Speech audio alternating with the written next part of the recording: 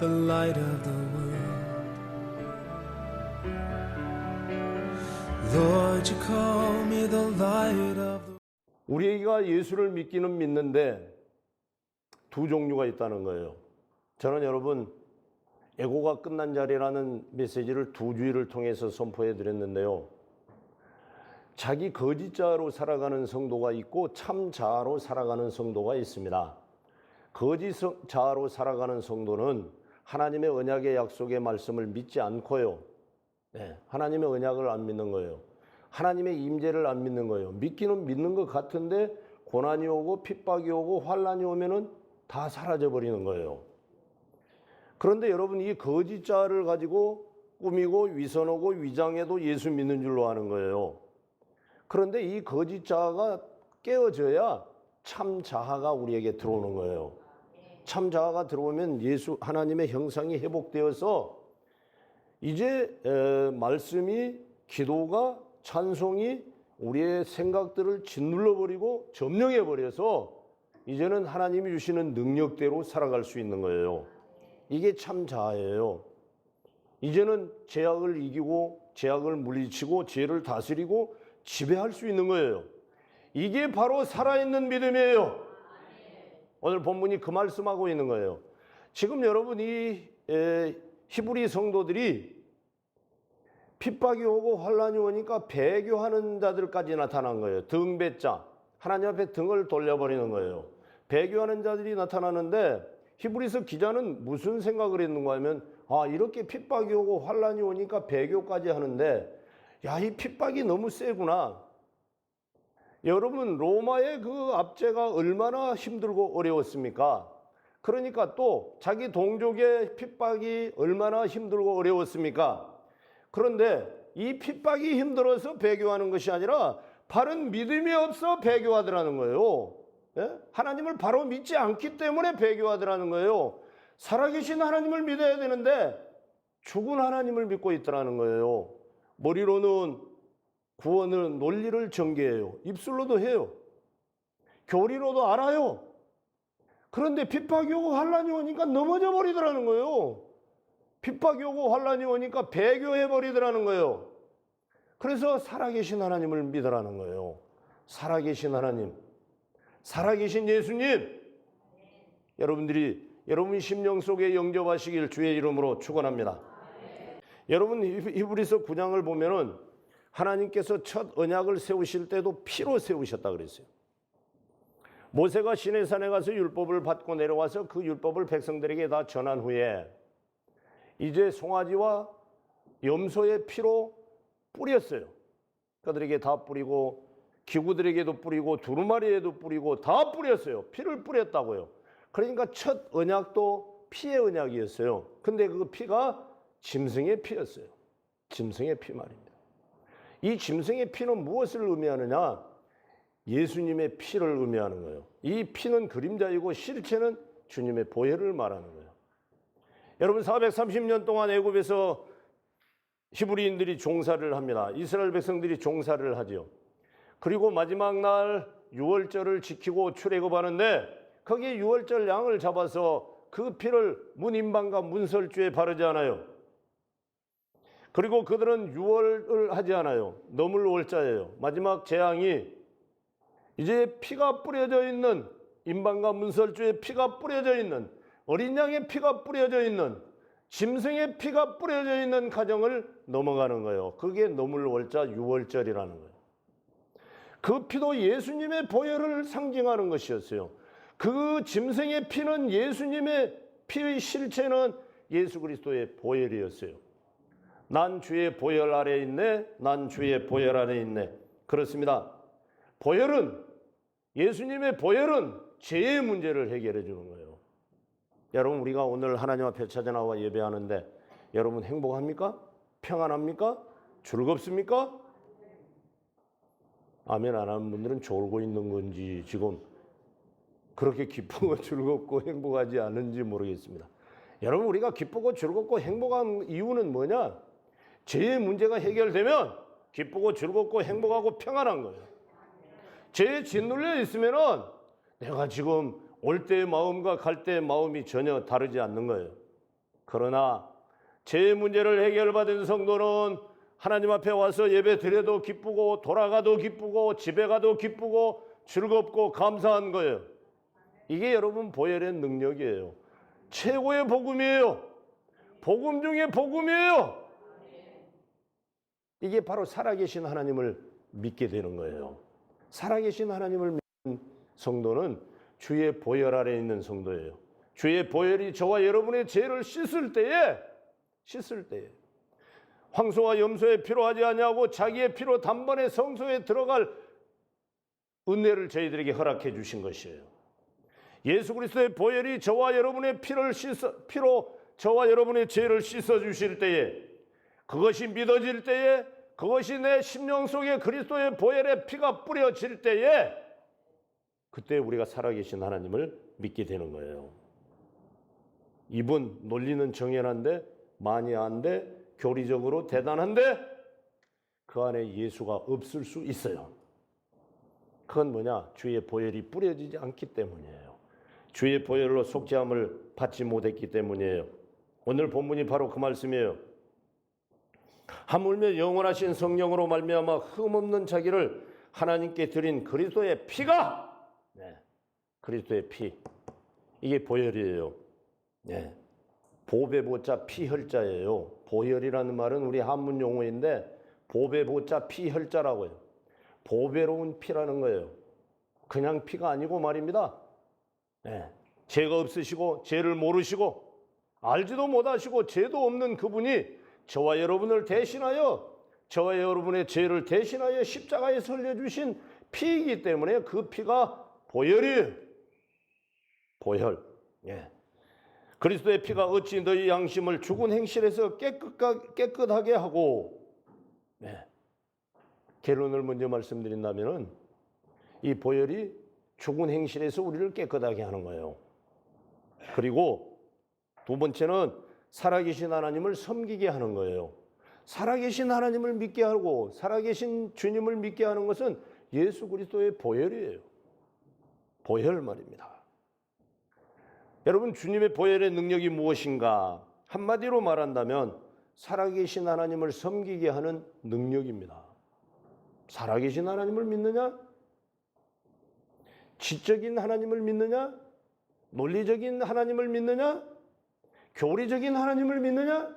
교리적으로는 그거 잘되고 잘못된 줄 잘 아는데 그의 심령 속에 예수님이 안 계신다면, 하나님이 안 계신다면, 하나님이 살아계시지 않는다면은 그거 죽은 거라는 말이에요. 죽어 있는 거라는 말이에요. 그렇습니다. 하나님과의 관계가 바로 형성되고 정립되어야 된다, 그 말입니다. 죄의 문제를 해결하는 핏뿌림이 있어야 된다는 말입니다. 여러분, 아담과 하와가 에덴 동산에서 이제 하나님과 영원히 살 수 있었는데 행위 언약을 파괴해버림으로, 선악과를 따먹어버림으로 실락원하게 되는 거예요. 쫓겨나게 되는 거예요. 죄 때문에 그런 거예요. 그런데 여러분, 그거를 쫓겨낼 때 하나님께서는 짐승을 잡아 가죽옷을 입혀서 쫓아내요. 그 가죽옷은 예수님을 상징하는 거예요. 예수님을 상징하는 거예요. 짐승이 죽어야 가죽이 나오는 거예요. 예수님의 보혈을 상징하는 거예요. 그래서 내보내지 않습니까? 내보내지 않습니까? 그래서 주님이 오셔서 십자가를 지시는 거예요. 그러니까 하나님과의 관계가 바로 맺어지면 우리는 살아계신 하나님을 믿게 되는 거예요. 해피데이 공구 공하나를 우리가 제대로 해내려고 하면은 살아계신 하나님을 믿어야 돼요. 근데 오늘날 보면은 종교인들이 되어가지고 나는 양문교회 성도다, 양문교회 성도다, 거기서 그치려고 그래요. 양문교회 성도면 살아계신 하나님을 믿으시기를 주의 이름으로 축원합니다. 그리스도의 보혈로 구원받았다는 사실, 이 감격과 감동이 여러분들의 심령을 온전히 지배하시기를 주의 이름으로 축원합니다. 그러면 여러분, 우리의 모든 문제가 다 해결되어 버리는 거예요. 모든 죄의 문제가 해결되면 모든 문제가 해결되는 거예요. 하나님은 우리의 환경을 바꾸시는 데는 관심이 없으시고, 물론 환경도 바꿔주세요. 여러분 한 분 한 분을 변화시키는 데 관심이 있어요. 저와 여러분을 변화시키는 데 관심이 있다고요, 하나님은. 그게 바로 그리스도의 보혈인 거예요. 저와 여러분이 변화만 되면은, 그리스도의 사람이 되면, 하나님을 믿는 사람, 살아계신 하나님을 믿는 성도가 되면 어떤 환경과 여건도 우리는 이길 수 있는 거예요. 감사할 수 있는 거예요. 뛰어넘을 수 있는 거예요. 그게 바로 살아계신 하나님의 능력이요, 보혈의 능력이요, 복음의 능력인 거예요. 그러면 우리가 하나님을 살아계신 하나님으로 어떻게 섬길 수 있을까요? 예수님의 보혈은 우리의 양심을 깨끗하게 하심으로 섬기게 하신다 그랬습니다. 우리의 양심을 깨끗게 하심으로. 여러분, 그게 무슨 말입니까? 우리의 마음은, 우리가 복잡한 것은 죄 때문이에요. 근데 주님의 십자가의 보혈은 이 죄의 문제를 해결한다는 거예요. 죄의 문제. 여러분, 나에게 가장 급한 것이 죄의 문제입니다. 뭐 자녀의 문제인 것 같고, 사업의 문제인 것 같고, 어디 문제인 것 같은데, 여러분이 보혈의 능력으로 죄 씻음을 받으면 사업의 문제도, 직장의 문제도, 자녀의 문제도 다 풀어진다고 하는 사실이에요. 그리고 그 환경을 뛰어넘을 수 있고, 이길 수 있고, 그 환경 속에서 대일의 하나님 앞에 감사할 수 있고, 똑같은 환경 속에서도 간증거리를 만들어낸다는 거예요. 간증거리 말입니다. 네? 간증거리를 만들어내는 거예요. 죄의 문제가 해결되면은 여러분, 똑같은 환경과 여건 속에서도, 근심거리 속에서도, 산같이 앞에 막혀있는 여건 속에서도 간증거리를 만들어낸다니까요. 그렇게 되시길 주의 이름으로 축원합니다. 그게 주의 보혈이 우리를 더러운 양심, 다시 말하면 양심을 깨끗하게 해주신다는 거예요. 죄의 문제를 해결해 주신다는 거예요. 팔복을 말씀하실 때 마태복음 5장에서 8절, 마음이 청결한 자는 복이 있나니 그들이 하나님을 볼 것이며 했잖아요. 내가 죄사함을 받고 내 양심이 깨끗하게 되고 나면 하나님을 바라보는 눈이 열린다는 거예요. 영안이 열린다는 거예요. 우리의 육신의 눈이 열리는 것이 아니라 우리는 영적인 존재이기 때문에 영안이 열린다는 거예요. 그 말씀이에요. 그렇습니다. 그러면 다음 어떻게 하면 살아계신 하나님을 섬길 수 있을까요? 어떻게 하면 살아계신 하나님을 바로 믿을 수 있을까요? 우리로 하여금 죽은 행실에서 떠나게 하심으로 살아계신 하나님을 섬기게 하신다 그랬습니다. 양심을 깨끗하게 하심으로, 죄의 문제를 해결해 주심으로 이제는 죽은 행실에서 떠나게 해주신다는 거예요. 행실을 고쳐주신다는 거예요. 행실을 고쳐주는 거예요. 내가 아무리 노력을 해도 안 됐는데 하나님께서 바꿔주시는 거예요. 그게 무슨 말입니까? 죄의 문제가 해결되면 하나님이 내 심령 속에 오셔서 내 주인이 되시는 거예요. 내 맘대로 하고 내 맘대로 결정하고 내 맘대로 말하고 내 맘대로 가는 것이 아니라 하나님께서 말씀해 주신 대로, 하나님께서 답변해 주신 대로, 하나님의 명령대로 살게 된다는 거예요. 그게 바로 죽은 행실에서 깨끗하게 해주심으로 살아계신 하나님을 섬기게 해주신다 그랬어요. 우리가 죄의 종로라 할 때는 죽은 행실에서 사는 거예요. 살아도 어쩌면 그렇게밖에 못 사는지 참 죽어라 하고 살고 있어요. 어떻게 보면은 뭔 놈의 저렇게 계속 죽어라 이럴까? 여러분, 그것은 근본적으로 하나님과의 관계를 먼저 살펴보아야 돼요. 하나님과의 관계가 어떻게 되어 있는가? 하나님과의 관계가 바르게 설정되고 죄의 문제가 해결되면 어떤 모든 여건도 우리가 다 이길 수 있고 뛰어넘을 수 있다는 말이에요. 예수님이 십자가에서 피 흘리시기 전에는 하나님이 이미 율법을 통해서 우리의 죄를 지었을 경우에 짐승으로 제사를 드리는 제사법을 우리에게 가르쳐 주신 것이에요. 짐승의 피 제사를 드리게 함으로 속죄받는 길을 그들에게 열어주셨어요. 그러면 왜 피일까요? 왜 짐승의 피였을까요? 그 말이에요. 우리가 죄를 지으면 우리의 영이 죽는 거예요. 육신이 죽는 것이 아니라 영이 죽는 거예요. 그러면 우리의 영이 죽어버린다는 말이에요. 왜? 죄의 삭은 사망이라고 했지 않습니까?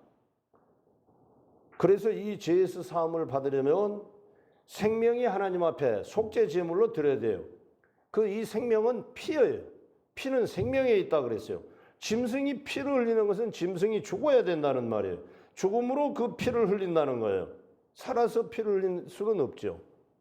그래서 생명이 피에 있다는 말이에요. 그래서 하나님께서는 이 피 제사를 통해서 하나님께 속죄 제사를 드리게 하신 것이었습니다. 히브리서 9장 22절입니다. 율법을 따라 그의 모든 물건이 피로써 정결하게 되나니 피 흘림이 없은즉 사함이 없느니라 그랬습니다. 그런데 짐승을 잡아서 피 제사를 드리는 것은 우리를 완전히 죄에서 깨끗하게 할 수 없다는 데 문제가 있습니다. 저 말이 아닙니다. 구약의 히브리 백성들이 짐승의 피를 가지고 제사를 지냈는데 그것은 그들의 죄를 완전히 해결해 줄 수 없다는 거예요. 대제사장이 1년에 한 차례씩 이제 7월 10일 대속죄일에 짐승의 피를 가지고 지성소에 들어가는데 자기를 위하여 온 백성을 위하여 제사한 후에 들어가요. 그러니까 대제사장도 완전하지 못하다는 거예요. 대제사장도 자기를 위하여 온 백성을 위하여 제사했으면은 짐승의 피로 제사했으면 완전해야 할 거 아닙니까? 그런데 대제사장이 왜 발목이나 허리에 줄을 달고 들어갑니까? 그가 죄가 있으면 죽는 거예요. 그러면 지성소에 들어가지도 못하니까 끌어내기 위한 거예요. 여러분, 짐승의 피는 죄를 완전히 해결해 줄 수 없다는 거예요. 오늘 9절입니다. 히브리서 9장 9절. 이 장막은 현재까지 비유이니 이에 따라 드리는 예물과 제사는 섬기는 자를 그 양심상 온전하게 할 수 없나니, 짐승의 피는 온전하게 할 수 없다는 거예요. 그래서 이때를 여기서 말하는 현재의 비유인이 하는 말은 이때를 위한 신약 시대를 위한 그러한 말이고요. 10절은 이런 것을 먹고 마시는 것과 여러 가지 씻는 것과 함께 육체의 예법일 뿐이며 개혁할 때까지 맡겨둔 것이라. 개혁할 때까지 그 짐승의 피로 제사를 드리게 하였다는 거예요. 여기 개혁할 때까지라고 하는 말은 완전한 제사와 제물이 올 때까지, 예수 그리스도가 올 때까지 그 말이에요. 다시 말하면 그리스도께서 오실 때까지 맡겨두신 것이다. 예수가 오실 때까지 짐승의 피로서 제사를 드리게 했다, 그런 말씀이에요. 예수님의 오심으로 말미암아 단번에 저와 여러분 이스라엘 백성들이 드리는 제물은 금년에 드리고 내년에 또 드리고 절기마다 드리고 짐승이 죽고 또 죽고 반복해서 계속 죽어야 했고, 번제단에서는 아침에 저녁에 매일 번제단 제물이 짐승이 죽어야 했습니다. 24시간 매일 화제로 하나님 앞에 제사가 드려져야 했습니다. 여러분, 그게 무슨 말이냐? 짐승의 피는 온전하지 못하다는 거예요. 짐승의 피는 온전히 죄를 사할 수 없다는 거예요. 대제사장도 부족하다는 거예요. 대제사장도 흠이 있다는 거예요. 그래서 히브리 7장에서 온전한 대제사장이 오셔서 대제사장의 사명을 수행하여 예수님은 영원한 대제사장이 된 거예요. 영원한 대제사장이 된 것이라. 그렇습니다. 개혁할 때까지 맡겨둔 것이라 그랬습니다. 그러면 우리가 살아계신 하나님을 믿게 된다는 말은 무슨 말이냐? 보혈의 능력으로 우리가 살고 있느냐, 그 말입니다. 두 가지를 보면 알 수 있습니다. 하나는 여러분의 마음이 정말 지금 깨끗하게 되어서 평안하신지, 양심이 온전해졌는지, 이게 하나님의 능력으로 사는 것입니다. 두 번째는 여러분들이 죽은 행실을 다 버리고 거룩한 삶을 살고 있는지, 죽은 행실을 다 버리고 거룩한 삶을 살고 있는지, 이걸 보면 여러분들이 보혈의 능력으로 사는지를 알 수 있습니다. 여러분 진짜 평안하고 기쁘고 즐겁습니까? 예배가 준비된 예배를 드리러 준비하고 준비된 마음으로 쫓아나오십니까? 아이고, 안 나가면 또 권사다고 안 나온다고 목사님이 그냥 복가될 것이고, 새벽 예배 안 나온다고 복가될 것이고, 가자 끌려 나오지 마시고 기쁜 마음으로, 즐거운 마음으로, 감사한 마음으로 쫓아나오시기를, 준비된 마음으로 쫓아나오시길 주의 이름으로 축원합니다. 이것이 보혈의 능력으로 사는 거예요. 새벽 예배를 나오면서도 여러분 일주일에 한 번 나오기, 두 번 나오기 어렵죠. 365일 나온 분이 더 쉬운 거예요. 새벽 예배를 365일 나온 분이 더 쉬워요. 일주일에 주일날 한 번 나오려고 한번 해보세요. 얼마나 어렵습니까? 얼마나 시행착오가 일어납니까? 365일을, 아니 40년을, 몇십 년을 새벽 재단을 쌓는 분이 있는데 일주일에 한 번, 그것도 나 주일날 좀 나가볼란다. 그건 힘들어요. 그건 힘들다고요. 주의 보혈의 능력은 이기고 승리하고 가볍고 쉽고 즐겁고 감사한 거예요. 자유에 의해서 하는 거예요. 복가돼서 하는 것이 아니고 말입니다. 지금 하나님 앞에 나와 예배드린 사랑하는 모든 성도들이 이렇게 기쁘고 즐겁고 감사합니까? 죄에 대한 두려움이 사라졌습니까? 짐승의 피가 아니고 이제는 예수 그리스도의 보혈을 의지하여 하나님 앞에 찾아 나왔으니 감사하시길 주의 이름으로 축원합니다. 그러면 여러분, 우리가 과연 어떻게 하면 살아계신 하나님을 섬기고 완전히 변화된 삶을 살 수 있을까요? 살아계신 주님을 믿고 살아계신 하나님을 믿으면 죄 짓지 않고 살게 된다 그랬습니다. 아이고 참, 우리 목사님 참 이상한 말을 한다. 한번 따라하십니다. 죄 짓지 않고 살게 된다. 그러면 목사님 죄 안 짓습니까? 그럴 수 있겠죠. 그런데 여러분, 저는 내 말이 아닙니다. 내 말이 아닙니다. 기록된 하나님의 말씀이 보장했고 기록된 하나님의 말씀이 우리에게 명령하신 거예요. 말씀을 마칩니다. 우리 한국교회 성도들은, 우리의 믿음의 선배들은 정말 어려운 세월을 살아왔습니다. 일제시대를 거쳤죠. 6.25를 거쳤죠. 폐허가 되었지 않습니까? 우리나라가. 여러분, 6.25를 통해서 우리나라가 폐허가 되어버렸어요. 폐허. 네? 50년도를 살아오시고 60년대를 살아오신 분들은 아마 그 힘든 시대를 다 알 것입니다. 그 이후의 분들은 잘 모르시겠죠. 우리가 지금 겪는 어려움도 얼마나 힘들고 어렵습니까? 수많은 어려운 고비고비들을 우리의 믿음의 선조들은 주의 보혈을 흐르는데, 내 주의 보혈은 이 보혈 찬송 하나로 그들은 이겨내고 버티고 살아왔습니다. 여기까지 살아온 거예요. 어렵고 힘든 일이 많지만 오늘 이 시간 우리는 이렇게 고백합시다. 난 주의 보혈 아래 있네. 난 주의 보혈 아래 있네. 난 주의 보혈 아래 있네. 시작. 난 주의 보혈 아래 있네. 난 주의 보혈 아래 있네. 난 주의 보혈 아래 있네. 그렇습니다. 여러분들이 주님의 보혈 안에만 있으면, 보혈 안에만 있으면 우리의 양심을 그 보혈이 깨끗하게 해주시고 더러운 행실에서 고쳐주시고 살아계신 하나님을 섬기게 해주시겠다, 그렇게 약속하셨어요. 목회자의 약속이 아니에요. 살아계신 하나님의 약속이에요. 피의 언약을 주신 주님의 약속이에요. 이 약속을 믿으시고 해피데이 공고 공하나를 이 보혈의 능력으로 이 무더운 여름에 여러분들에게 부여된 사명을 감당하시고, 우리는 언제든지 가슴에 손을 얹고 난 주의 보혈 아래 있네. 난 주의 보혈 아래 있네. 난 주의 보혈 아래 있네. 이 믿음으로 승리하시길 주의 이름으로 축원합니다.